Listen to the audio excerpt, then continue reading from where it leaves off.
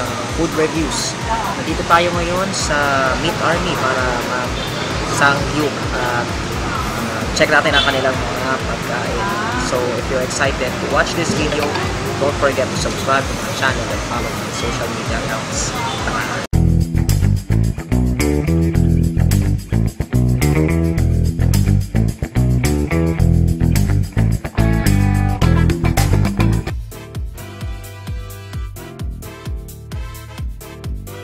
Kumain kami dito sa Meat Army kasama ng mga workmates ko. Sayang lang, ayaw nilang magpakita sa video dahil mahiyain sila sa camera. Malapit lang ang Meat Army sa Bridgetown dito sa Pasig. At matatagpuan ito sa A. Rodriguez Avenue dito sa Pasig. Medyo maraming pumipila sa restaurant na to kasi may promo sila na Only Sangyup.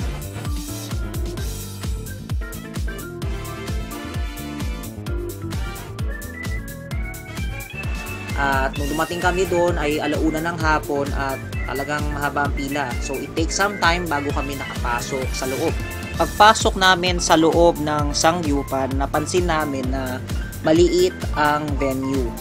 So masasabi ko na one of the factors to kaya medyo it takes some time na makapagpapasok sila ng mga iba pang customers dahil sa liit ng espasyo nila. Though hindi naman ako time conscious, so okay lang sa akin kahit mag-antay ako.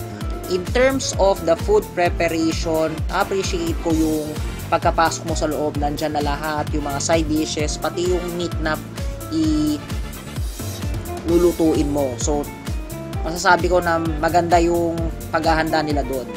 Doon sa meat nila, masasabi ko na masarap siya. At unlimited premium pork yung sinuserve nila. Masasabi ko talaga na solid. Yung meat nila hindi nakakasawa at napakalambot. I'm not familiar kung ano yung mga flavors actually. Sorry, hindi ako masyado na further research pero sobra ko na-appreciate yung mga pork nila. Meron dito yung isa matamis at talagang sobra ko siyang nilantakan. Bukod doon, yung meat nila hindi mamantika kaya hindi ka magsasawa. Nakapag-try ako sa ibang mga sangyupan at naalala ko yung isa sa mga kinain ko doon na pork, as in sobrang nagsawa ako dahil sobrang niyang mamantika. Sa Meat Army, sasabi ko hindi siya mamantika kaya sobrang ma-appreciate ko siya. Kung gusto niyo lang ng kainan na hindi ka talaga masusuya, then I strongly suggest orderin nyo ang pork sangyupsal nila. Dito rin sa unlimited pork sangyup nila for $1.99, kasama rin dito ang unlimited side dish nila. Dito kasama ang kimchi, sweet corn, cucumber, fish cake, potato marble, japchae, mung bean sprout, spring onion kimchi, and Korean soup. Tsaka kasama rin ang lechugas. Meron din siyang kasamang complimentary cheese and drinks per table. So, masasabi ko dun sa presyo na yon, napakasulit niya. Dun sa side dish, ang masasabi ko na appreciate ko dun yung potato marble.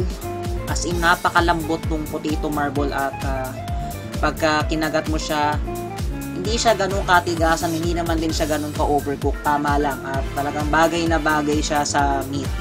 At nakakatanggal siya actually ng suya. Tapos yung Korean soup, ito na-appreciate ko, para siyang lasang nilagang baka. Yung japchae nila, okay lang. Hindi ko lang masyadong trip kasi hindi siya masyadong malasa unlike sa mga ibang japchae na natikman ko. Yung fish cake, sakto rin. But it's not like a special. At hindi ko siya parang masasabi sa mga top list ko. Cucumber, wow, ayan, talagang bet ko yan. Every time na kumakain ako ng mga sangyup, gustong-gusto ko na may kasama ang cucumber kasi pampagana talaga siya sa kainan. Then dun sa iced tea naman, yun, sakto lang, hindi siya matapang kaya solid siya.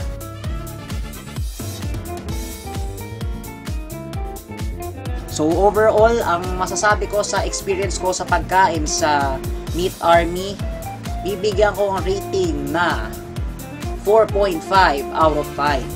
So, ang masasabi ko dito, napakasulit na ng mga karning kakainin mo, only pork.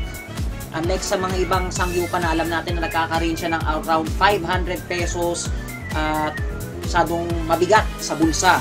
Dito, very affordable at nandyan na lahat. Meron na siyang kasamang drinks na iced tea, kompletong side dishes, tapos fresh pa yung pork, kaya solid na solid siya dun sa price na yon. Ang downside lang ng Meat Army is that dahil since nga maliit yung pwesto, kung maraming customers, you have to wait. Magiging patient ka dun sa pila. At tulad ng naranasan namin, siguro it takes 1 hour bago kami nakapasok. Pero kung siguro hindi ka naman time conscious, then I suggest mag-antay ka at kumain ka dyan. And customer service, analo.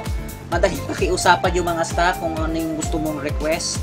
At saka attentive sila kung ano yung nire-request mo. Look, I do really appreciate that. So, customer service din, panalo din sila. So yun, overall, I strongly suggest kung kayo'y hanap ng budget-friendly na sangyupan, then I suggest you should go to Meat Army. If you want to know the exact address, show ko dito sa screen, and check out nyo lang sa Google Maps. Available po siya. Alright, so that was all for the video for today, and I hope na na-enjoy nyo tong video presentation ko. If you like this video, don't forget to send a thumbs on my video. Again, magkita-kita tayo sa susunod na episode ng Food Reviews. This is Kian, signing off. Rock on, Pilipinas!